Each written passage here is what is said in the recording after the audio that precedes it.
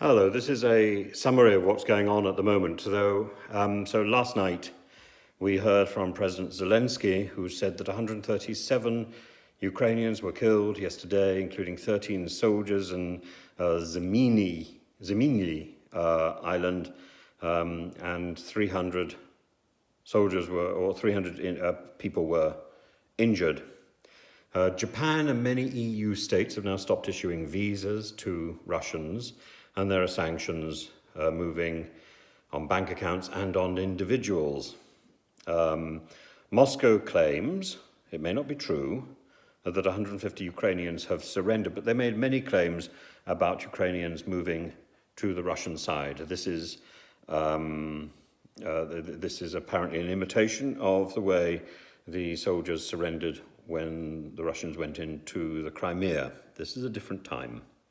The Aeroflot has been banned from Britain, and in a tit-for-tat move, British Airways has been banned from Russia. At the same time, and I think rather encouragingly, 500,000 signatures have been put to a petition which has been presented in Russia condemning the invasion, and this includes a major human rights figure, Lev Ponomarev, and a lot of Russian university students and intellectuals have been involved in this. But at the same time, unfortunately, Russian universities have been putting pressure on students who oppose the war. And I'm rather ashamed that my university is among those universities are putting pressure on students. And there are claims, of course, by the Russian media that there have been no casualties at all suffered. Ben Wallace, our Minister of Defence, who actually is looking increasingly like the only minister with any credibility in our government, and a lot of credibility, by the way, he's looking very impressive. He said this morning that 400 Russian soldiers have been killed and a number of planes have been downed by the Ukrainians. So the Ukrainians are putting up a very fierce fight, no matter what the propaganda from Russia may be.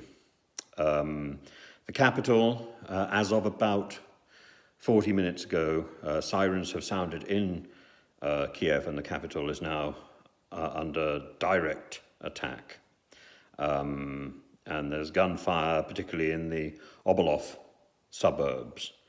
The airport, we believe, from Russian news, is under Russian control. And this involved an assault by 200 helicopters and a good number of paratroopers. Russia claims that 200 Ukrainian soldiers died in that conflict. More news.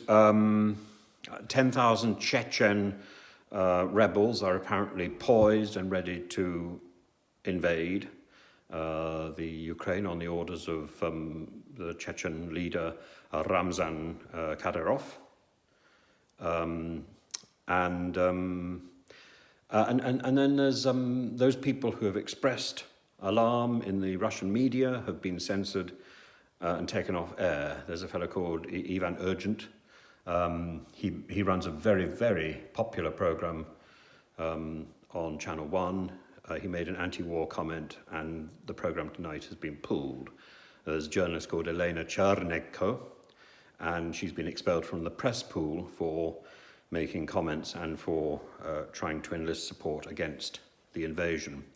The latest news is that Mr. Zelensky has appealed for talks, and there's now suggestions that these talks may happen, but in Belarus, in Minsk. And the proposal is that Ukraine declares itself neutral and Russia goes on and annexes the Donbass region. So that may well bring an end to this conflict. There we are, an update as fast as I can make it.